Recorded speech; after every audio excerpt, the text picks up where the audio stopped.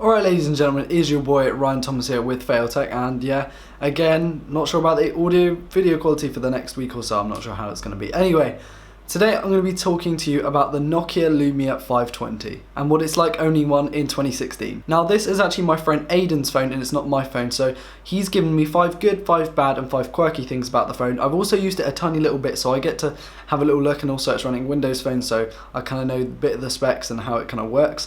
But overall, this isn't my phone, so I'm not going to give the best review, but I have got the notes from some guy who does actually own one. Okay, so I'm going to give the 5 bad, the 5 good, the 5 quirky, and I'm going to go into my little explanation. So this is from Aidan. He says, with 5 bad, it's slow to restart, so it's slow to turn on, slow to turn off. This is not only with power and like sleep to wake, or sleep and wake, but it's also with the power as well. So when you actually physically restart the phone, it's a bit slow. As well, it's actually when you get the camera out, that's a bit slow, and then taking the photo, there is a delay from when you actually click that button to when you actually get the photo. So that's really annoying, and it means you can miss out on some really important moments. Windows Phone doesn't actually get certain apps like Snapchat. It doesn't get the proper version of Instagram either, and everything's just a bit outdated and a bit different and a bit modular on the Windows Phone side because it's not supported by pretty much any app. It's got some apps, but it hasn't got all of them. Also, the display to body ratio is actually really low, so actually the screen doesn't take up a decent amount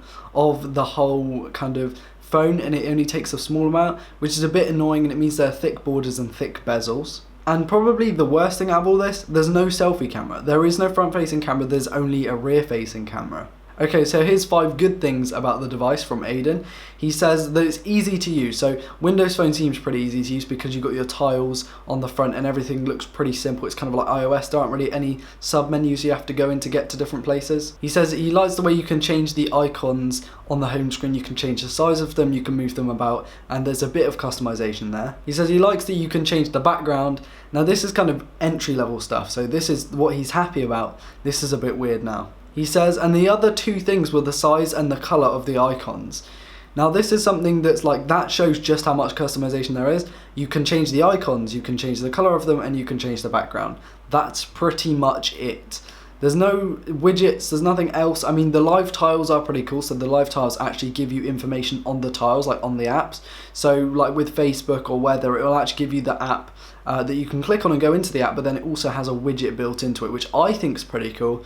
But at the same time, it's so limited. Like, it makes Apple's devices feel absolutely like, you know, with loads of potential and just have so much stuff, which is a bit strange.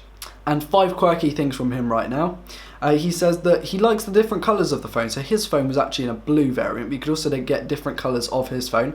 And that's kind of true with the Nokias, as they've always, the new ones with Windows Phone actually come with different colours. I do like this because it adds a bit of spice into your phone and gives kind of a different feel to every single one you look at, instead of the boring grey and gold and silver. He said that in positives, because I just got straight back, that the camera is good to use. His camera is good, it's easy to use, it's comfortable and easy to hold. So that's pretty cool. He says the screen is really easy to look at because it's nice, bright, and it has good colours. And again, it's not that bad of a resolution itself. The quirky bits I've just basically explained in the good part. So you can change customization a tiny little bit, which is pretty cool. I like the feel of it. It's very ergonomic. It's pretty thick in terms of newer phones, but it's kind of rounded all around and then just a flat screen, which I really like. And what do I think then? Well, Windows Phone is pointless to me. I do not like it in the slightest. I think it's a terrible operating system, and I think you should either go Android or iOS, because those are the 2 only real competitors in the market. The phone has a 4-inch 480 by 800 IPS display, so that's the pixels. Not a very good display then. It's 4 inches. It doesn't feel 4 inches. It doesn't feel like the size of an iPhone 5. It feels a bit bigger than that, and I think that's just because it's a little bit wider. And remember, the bezels are pretty big on it as well, so it's not actually feeling like, it feels like a much bigger phone than it actually is.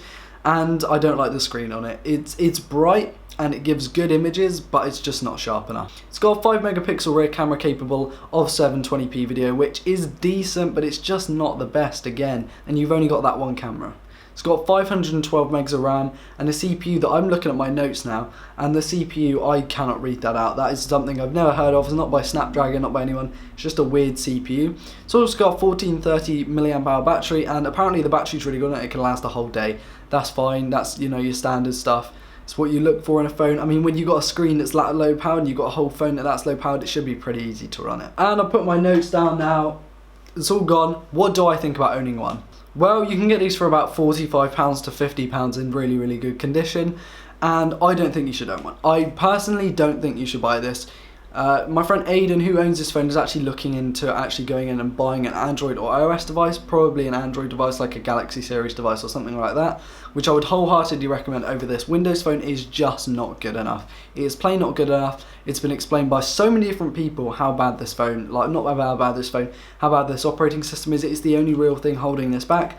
The phone is reliable and you can watch YouTube on it and you can do bits and bobs on it, that's fine. But for £45 or £50 you could actually go out and get an iPhone 4, which is actually going to give you much better performance. It's going to have more apps and it's actually supported by the newest operating systems, and it's going to let you do more. It has a selfie camera as well, so I would recommend going at an iPhone 4 or iPhone 4S instead of going and buying this phone.